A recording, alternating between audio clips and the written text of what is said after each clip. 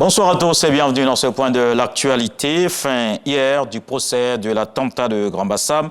C'est la prison à vie pour les 4 prévenus à la barre qui ont comparu. Le tribunal a suivi le réquisitoire du procureur Adou Richard qui a demandé la perpétuité la semaine dernière. Antao Ag Mohamed Sissé, Sidi Mohamed Koumta, Mohamed Sissé et Hassan Bari étaient accusés d'avoir été complices des cerveaux de l'attaque de la cité balnéaire en mars 2016. 6 autres accusés absents lors du procès écopent de la même peine. Le dossier politique à suivre sur ce procès.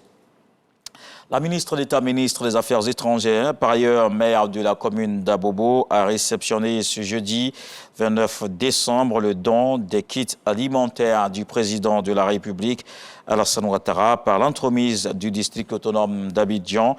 À son tour, la première magistrate de la commune d'Abobo a remis ce don constitué de vivres aux populations de la commune.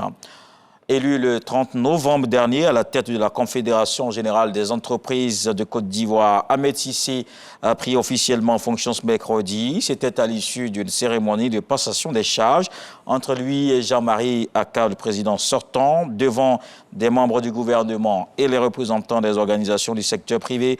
Les deux hommes ont passé en revue les défis auxquels le secteur privé ivoirien est confronté. Des détails avec Dangui Dangui. Changement dans la continuité.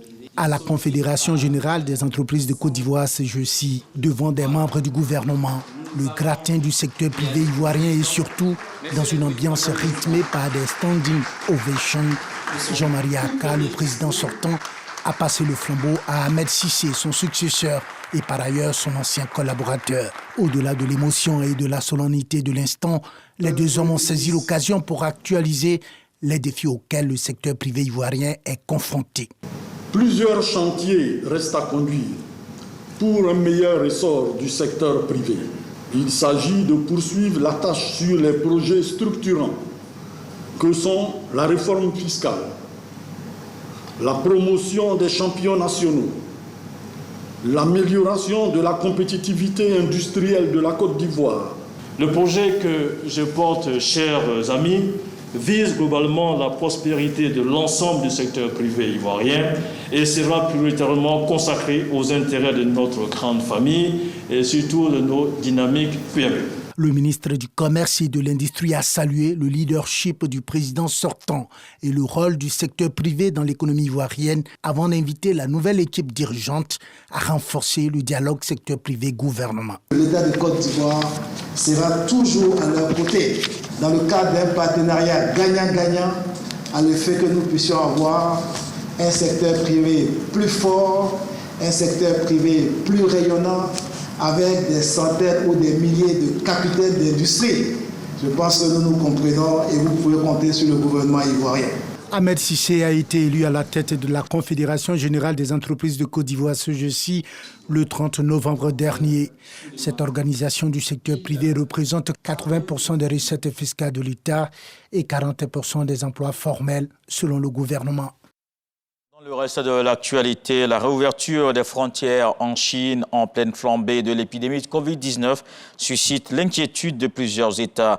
Les États-Unis vont exiger des tests négatifs pour les voyageurs chinois à leur arrivée dans le pays. De son côté, le Centre européen de prévention et de contrôle des maladies a cependant jugé cette décision injustifiée dans l'Union européenne. Pour l'agence européenne, les infections potentielles pouvant être importées sont plutôt faibles par rapport au nombre d'infections circulant déjà au quotidien. Et l'Ukraine a dénoncé les frappes massives de dizaines de missiles russes. Ces frappes ont visé ce jeudi au matin les infrastructures énergétiques du pays, ce qui a entraîné de nouvelles coupures de courant massives à la veille des fêtes du Nouvel An et blessant 3 personnes. De nombreux missiles ont pu être interceptés par la défense aérienne ukrainienne. En terminant en Israël, Benjamin Netanyahou revient officiellement au pouvoir en Israël ce jeudi avec l'investiture de la coalition la plus à droite dans l'histoire d'Israël. Au moment où le Premier ministre présentait sa liste de ministres aux députés, une foule s'est réunie devant le Parlement pour protester contre ce nouveau gouvernement. Il est jugé trop à droite et ultranationaliste dans son programme.